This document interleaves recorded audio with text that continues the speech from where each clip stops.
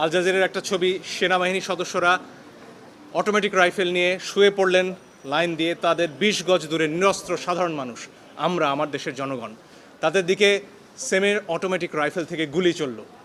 এর দৃশ্য দেখার পরে আসলে বাসায় বসে থাকার কারো কোনো সুযোগ নেই।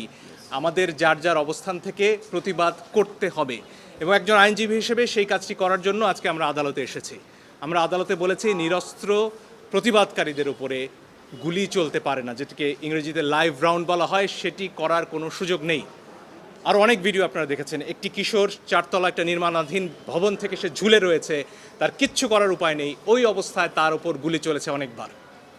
আপনারা দেখেছেন রিয়া গোপ তার বাবার কোলে গুলিবিদ্ধ হয়েছে, আরেক শিশু সে তার চোখ দিয়ে গুলি ঢুকেছে, মাথার পেছন দিক দিয়ে বেরিয়ে গেছে। জিজ্ঞেস করুন সে কোথায় ছিল? তার বাসায়, ঘরের ভেতর, জানালা দিয়ে বাইরে তাকিয়েছিল, এই তার অপরাধ।